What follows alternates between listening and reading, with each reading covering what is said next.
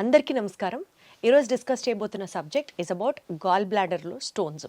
అసలు గాల్ బ్లాడర్లో స్టోన్స్ ఎందుకు వస్తాయి, ఇది నిజంగా ప్రాణాంతకమా, ఒకవేళ మనం రైట్ టైంలో గుర్తించి వాటిని తొలగించకపోతే గాల్ బ్లాడర్లో స్టోన్స్ వస్తే ఆ స్టోన్స్కి మాత్రమే ట్రీట్మెంట్ ఇస్తామా కరిగిపోవడానికి, లేకపోతే గాల్ బ్లాడర్ని తీసేయాల్సి వస్తుందా? ఇలాంటి ఇన్ఫర్మేషన్కి సంబంధించి మనతో మాట్లాడడానికి ప్రముఖ గ్యాస్ట్రోఎంట్రాలజిస్ట్ అండ్ పీడియాట్రిక్ సర్జన్ మనతో ఉన్నారు డాక్టర్ రవికాంత్ గారు. ఆయనతో మాట్లాడదాం. సార్ నమస్తే. నమస్తే అండి. సరే, గాల్ బ్లాడర్లో స్టోన్స్ అని మనం వింటూ ఉంటాం. అది అసలు ఫస్ట్ ఎలా ఐడెంటిఫై చేస్తామండి?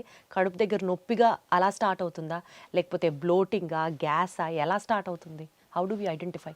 సో గాల్ బ్లాడర్ అనేది ఇప్పుడు నేను ఒకటి ఇది చూపించి చెప్తానండి. ఇది గాల్ బ్లాడర్ అనమాట. సో ఇది ప్యాంక్రియాస్, ఎల్లో కలర్ అంతా ప్యాంక్రియాస్. ఓకే. సో ఇదేమో చిన్న పేగు, డూయోడినం అంటారు. సో ఈ గాల్ బ్లాడర్ మనకి కుడి పక్క ఉంటుంది. ఇక్కడ ఈ రిబ్ కేజ్ ఉంటుంది కదండి, ఈ రిబ్ కేజ్ ఇక్కడ ఎముక అయిపోతుంది, ఛాతీ ఎముక ఇక్కడతో ఎండ్ అవుతుంది, ఇక్కడ నుంచి పొట్ట స్టార్ట్ అవుతుంది అనమాట. ఈ రిబ్ కేజ్ కరెక్ట్గా ఈ పాయింట్లో ఉంటుంది, మధ్య పాయింట్లో, అంటే మిడ్ లైన్కి ఇక్కడికి మధ్య పాయింట్లో ఇక్కడ ఉంటుంది అనమాట. కాబట్టి కుడి పక్క నొప్పి వస్తే గనక, బొడ్డు పైన కుడి పక్క నొప్పి వస్తే వాళ్ళకి స్కానింగ్ చేసినప్పుడు రాయి ఉంటే గనక ఆపరేషన్ చేసుకోవాలి. సో అదే స్కానింగ్ చేస్తారు, రాయి ఉంటుంది, ఎడం పక్క నొప్పి ఉంటుంది, ఆపరేషన్ అవసరం లేదు. బొడ్డు కింద నొప్పి ఉంటుంది, ఆపరేషన్ అవసరం లేదు. రాయి ఉంది కానీ రాయి వల్ల బొడ్డు పైన కుడిపక్క మాత్రమే నొప్పి వస్తుంది దీనివల్ల. లేదంటే ఇంకా పైన కూడా రావచ్చు, రైట్ షోల్డర్ నొప్పి కూడా రావచ్చు. రైట్ షోల్డర్ నొప్పి వచ్చినా ఆపరేషన్ చేయాలి. సో నేను చెప్పే అన్నీ టెక్స్ట్ బుక్లో సువర్ణాక్షరాలతో లిఖించబడినవి. నేను చెప్పేవన్నీ ఏదో నా నోటుకు వచ్చిన సొల్లు కబుర్లు కాదండి. ఎందుకంటే మీరు జాగ్రత్తగా వినండి. చాలామంది ఏంటంటే వాళ్ళకి నచ్చినవి తీసుకుంటారు, నచ్చని విన్నట్టు వదిలేస్తారు. నేనేం చెప్తున్నాను, బొడ్డు కింద నొప్పి ఉండి రాయి ఉంటే చెయ్యొద్దు, ఎడం పక్క నొప్పి ఉంటే చెయ్యొద్దు, బొడ్డు పైన కుడిపక్క ఉంటే మాత్రమే ఆపరేషన్ చేయాలి, ఒక్కసారి వచ్చినా చెయ్యాలి. సో చాలామంది ఏమంటారు, సార్ నాకు నొప్పి వచ్చింది, స్కానింగ్ చేయించుకున్నాను, రాయి కనపడింది, నొప్పి తగ్గిపోయింది, నాకు ఇప్పుడు చేయాలా, నాకు ఇప్పుడు నొప్పి లేదు, నో పెయిన్ నో సర్జరీ అని నేను చెప్పాను ఇదివరకు మన వీడియోస్లో. గాల్ బ్లాడర్లో స్టోన్ ఉండి నో పెయిన్ నో సర్జరీ అని చెప్పాను. కానీ ఒక్కసారి కూడా వచ్చి ఉండకూడదు నొప్పి. ఒక్కసారి నొప్పి వచ్చినా సర్జరీ చేయాలి. ఏంటండి, ఒకసారి నొప్పి వచ్చి తగ్గిపోయింది కదా, ఇప్పుడు నొప్పి లేదు కదా, 6 నెలలు అయిపోయింది నొప్పి లేదు కదా, అనవసరంగా సారు రవికాంత్ సార్ కూడా కమర్షియల్ అయిపోయాడు. ఈయన దగ్గరికి ఈయనేమో నో పెయిన్ నో సర్జరీ అని యూట్యూబ్లో చెప్పారు. నేను వచ్చింది నొప్పి వచ్చింది తగ్గిపోయింది, ఇప్పుడు నొప్పి లేదు సార్, 6 నెలల నుంచి నొప్పి లేదు, అయినా వెళ్ళి కలిస్తే ఆపరేషన్ చేయాలని చెప్పారు, మీరు కూడా ఇలా అయిపోయారు ఏంటి అనే కోణంలో కూడా కొంతమంది చూస్తుంటారు. కాకపోతే నేను చెప్పేది నిశ్చితంగా వినండి. ఎందుకంటే మీరు మీ ఇంటి చుట్టుపక్కల వాళ్ళని ఎవరో ఒకళ్ళని రాళ్ళు ఉన్నాయి అనగానే నాకు రాళ్ళు ఉన్నాయని చెప్తే, ఎవరో నాకు ఉంది, మా అత్తకు ఉంది, మా కోడలకు ఉంది, ఎప్పటి నుంచో ఉంది, 10 ఏళ్ళ నుంచి ఉంది, రాయి ఉంది, ఇప్పటిదాకా అలాగే ఉంది, నొప్పి లేదు, 10 ఏళ్ళ నుంచి 20 ఏళ్ళ నుంచి అలాగే తిరుగుతున్నాను, ఇవి వినుంటారు.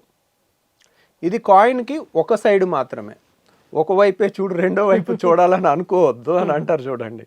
ఇది కూడా అంతే. మీరు ఈ రాయి ఇరుక్కుని పచ్చకామెరలు వచ్చి ప్రాణం మీదకి వచ్చిన వాళ్ళని మీరు చూడరు. ఈ రాయి ఇరుక్కుని మొన్న ఒక 35 ఏళ్ళ అమ్మాయి లేడీ చనిపోయారు,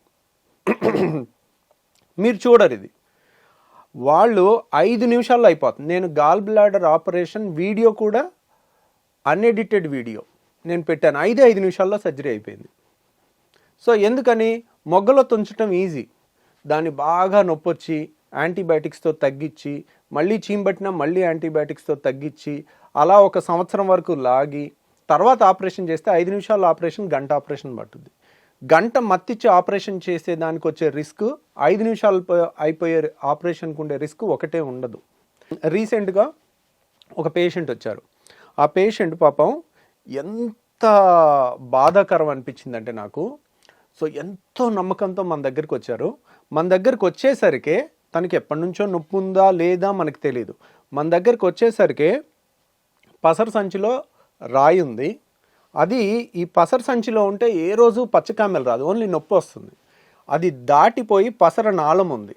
పసర నాళం ఏంటంటే మనకి చాలామంది ఏమనుకుంటారు, పసర తయారయ్యేది గాల్ బ్లాడర్లో అనుకుంటారు. అది తప్పండి. పసర తయారయ్యేది దీంట్లో, లివర్లో. ఈ లివరు కరెక్ట్గా నా సైజుకి 75 కేజీలు 80 కేజీలకి ఇంత ఉంటుంది అనమాట. సో కేజీన్నర ఉంటుంది మన లివరు ఇలా లోపల ఉంటుంది, కరెక్ట్గా ఈ రిబ్ కేజ్ లోపల ఉంటుంది. ఈ లివరు లీటర్న్నర పసర తయారు చేస్తుంది. అది గాల్ బ్లాడర్లో వచ్చి ఒక గంట సేపు పావు గంట స్టోరేజ్ అయ్యి ఉండి పేగుల్లోకి వెళ్ళిపోతుంది. ఎందుకు? లివర్ తయారు చేసే పసర అనేది ఫ్యాట్ డైజెషన్కి చాలా ఇంపార్టెంట్, కొవ్వుల డైజెషన్కి. కాబట్టి అది దీంట్లో స్టోరేజ్ ఆర్గాన్ మాత్రమే. చాలామంది నాకు గాల్ బ్లాడర్ తీసేస్తున్నారు, నా పసర తయారవ్వదు, నాకు ఆ డైజెషన్ ప్రాబ్లమ్స్ వస్తాయి అని అపోహలు అనమాట ఇవన్నీ. దీంట్లో తయారవ్వదు. దీంట్లో 5 నిమిషాలు స్టోర్ ఉంటుంది, 10 నిమిషాలు స్టోర్ ఉంటుంది, ఒక గంట స్టోర్ ఉంటుంది. మళ్ళీ వెంటనే తిన్న వెంటనే ఒకేసారి ఈ పేగులోకి వచ్చేసి పేగుల్లో కలిసిపోతుంది అనమాట. లీటర్న్నర పసర తయారవుతుంది మనిషికి పర్ డే. సో ఇది హైవే అనమాట. లివర్లో తయారవుతుంది పసర, ఇలా ఉంటుందన్నమాట. లివర్లో తయారవుతుంది పసర, పేగుల్లోకి వెళ్ళాలి. ఇది హైవే. దీంట్లో వచ్చిన రాయి దీంట్లో ఇరుక్కుంటే ప్రాబ్లం లేదు. ఒక్కోసారి దాటి పసరనాళంలో ఇరుక్కుంటే వాళ్ళకి పచ్చకామెలు వస్తుంది. ఆవిడకి 15 నుంచి 18 పచ్చకామెలతో మన దగ్గరకు వచ్చారు. తర్వాత రోజు చూసేసరికి 25 అయిపోయింది. అంత సివియర్ జాండీస్ అంత ర్యాపిడ్గా ఉండేది కొలాంజైటిస్ అనే కండిషన్లో వస్తుంది. ఎప్పుడైతే రాయి ఇరుక్కుపోతుందో, చలి జ్వరం అంటే ఒక సిస్టము డ్రైనేజ్ అంతా ఫ్లో అవుతుంటే మనకే ప్రాబ్లం ఉండదు. ఎక్కడైనా ఆగిపోతే అక్కడంతా మురిగిపోయి కుళ్ళిపోయి దాంట్లో బ్యాక్టీరియా పెరిగి అవంతా బ్లడ్లోకి విషాన్ని చిమ్ముతూ ఉంటాయి. అప్పుడు లైఫ్ రిస్క్ ఉంటుందన్నమాట. దాన్ని కొలాంజైటిస్ అంటారు. సో ఈ పేషెంట్కి ఇంకా ఎమర్జెన్సీలో ఈఆర్సిపి అనే ఆపరేషన్ చేయాల్సి వచ్చింది.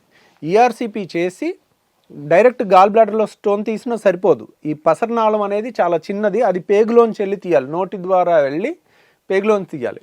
పసర సంచి ఏంటంటే బొడ్డు దగ్గర నుంచి చిన్న హోల్ వేసి ఇక్కడ నుంచి తీసేస్తాం. కానీ పసరనాళం ప్యాంక్రియాస్ మధ్యలో ఉంటుంది, దాన్ని ఆపరేషన్ ద్వారా తీయలేం, నోటి ద్వారా మాత్రమే తీయాలి. పసరనాళంలో ఉండే రాయి, ఆ రాయి తీసి అంతంత పెద్ద పెద్ద రాళ్ళు చాలా ఉండేసరికి అవి రావటం చాలా కష్టమయ్యి అదే పేషెంట్కి ప్యాంక్రటైటిస్ కూడా వచ్చి పేషెంట్ చనిపోవటం జరిగింది. అయ్యో. సో నేను ఈ 10 ఏళ్లలో గాల్ బ్లాడర్తో స్టోన్తో చనిపోవటం ఫస్ట్ టైం చూసి షాక్ అయిపోయాను. నేను ఎప్పుడో చూస్తున్నాను, కానీ నేను చూసిన వాళ్ళందరూ 50 ఏళ్ళు 60 ఏళ్ళు దాటిన తర్వాత చనిపోయారు. కాబట్టి 60-70 ఏళ్ళు దాటిన తర్వాత చనిపోతే అంత బాధ అనిపించదు. ఈవిడిది మాత్రం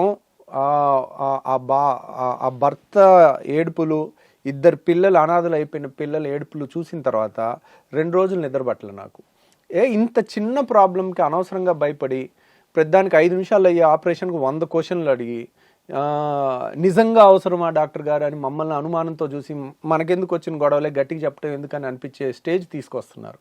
అట్లా తీసుకురాకండి. నేను చెప్పిన రూల్ నెంబర్ 1 గోల్డెన్ రూల్ గుర్తుపెట్టుకోండి.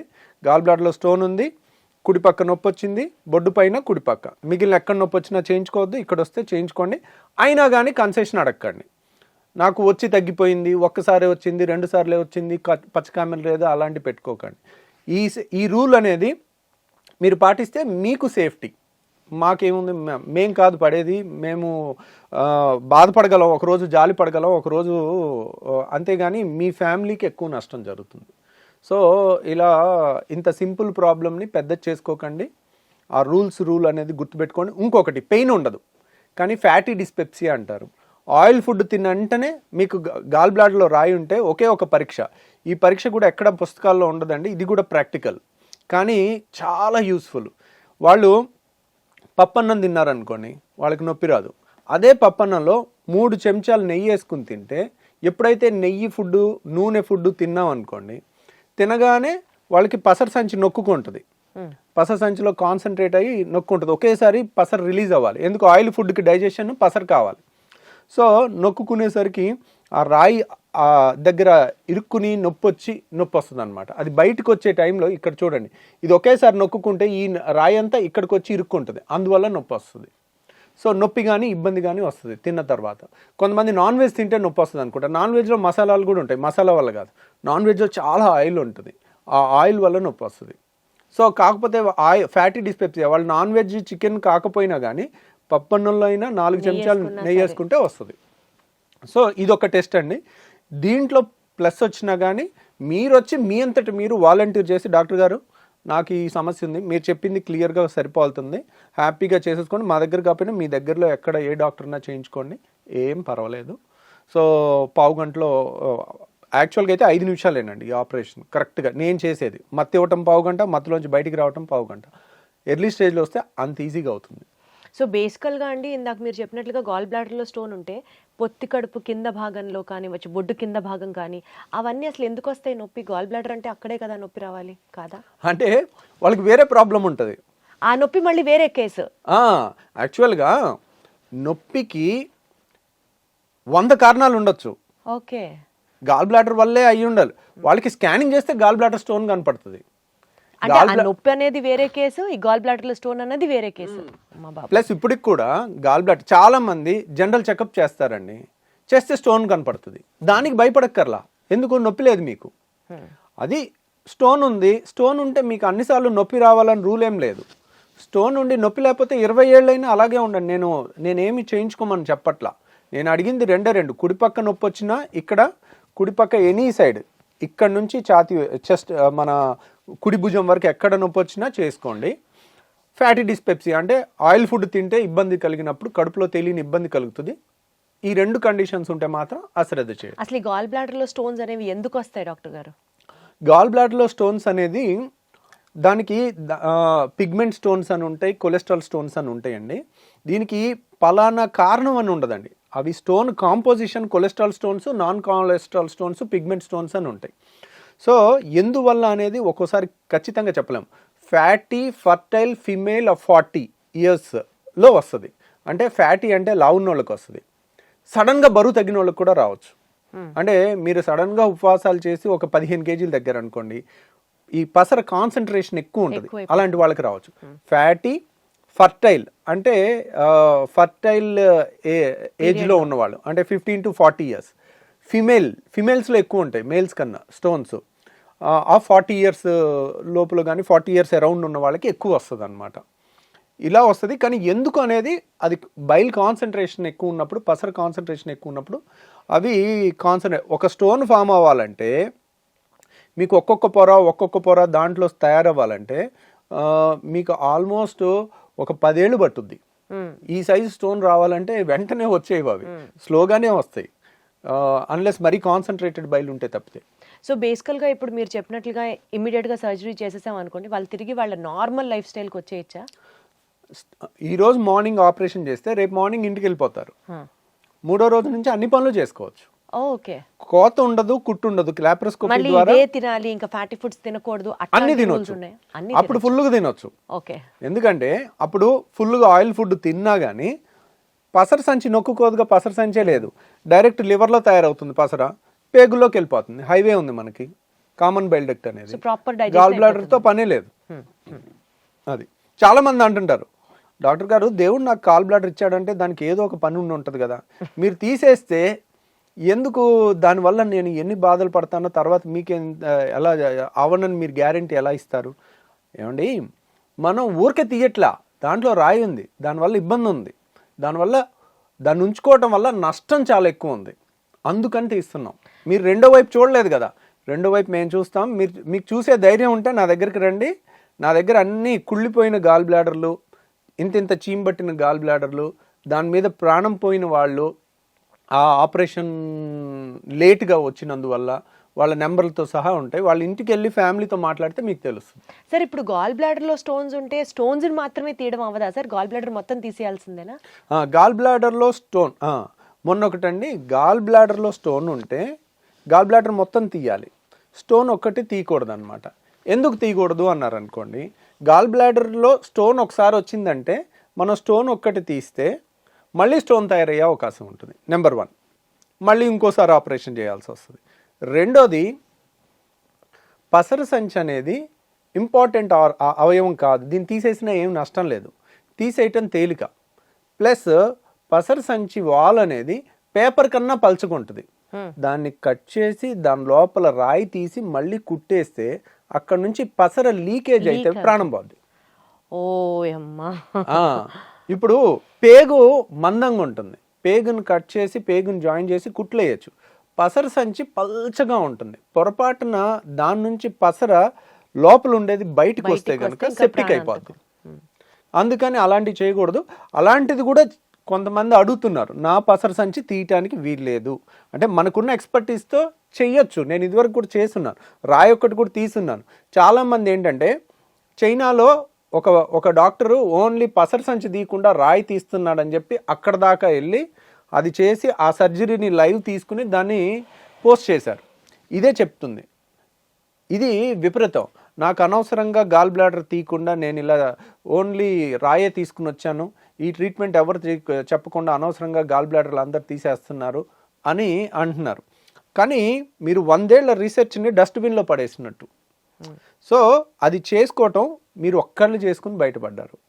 ఎప్పుడైతే అది కరెక్ట్ ట్రీట్మెంట్ అవుతుంది, మీరు 1000 మందికి చేసి కూడా ఒక్కళ్ళు చనిపోకపోతే అవుతుంది. ఇప్పుడు గాల్ బ్లాడర్ ఆపరేషన్ 1000 చేసినా ఆపరేషన్లో చనిపోయే వాళ్ళు ఉండరు మా దగ్గర.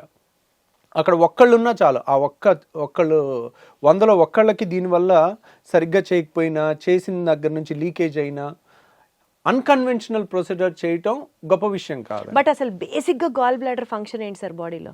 గాల్ బ్లాడర్ కాన్సన్ట్రేట్ చేస్తుంది బైల్ జ్యూస్ని. అంటే దీంట్లో 1.5 లీటర్ తయారవుతుంది, తయారయ్యేది 24 గంటలు స్లోగా తయారవుతుంటుంది. ఇది దీంట్లో 1 గంట వచ్చి ఉందనుకోండి, దీన్ని కాన్సన్ట్రేషన్ 10 టైమ్స్ పెంచుద్ది. దీంట్లో పెంచి మనం తినగానే కొలిసిస్టోకైనిన్ అనే హార్మోన్ వస్తుంది.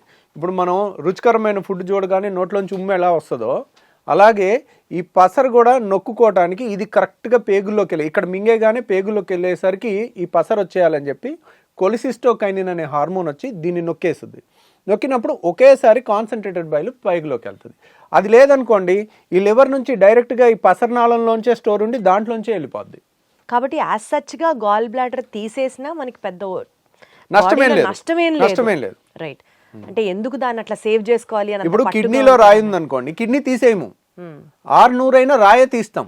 ఎందుకు? కిడ్నీ అనేది వైటల్ ఆర్గాన్, కిడ్నీ చాలా ముఖ్యమైన అవయవం. కిడ్నీ పోతే, కిడ్నీ ఫెయిల్ అయితే చాలా డేంజరస్ థింగ్స్, లైఫ్ అనేది నరకం కింద ఉంటుంది.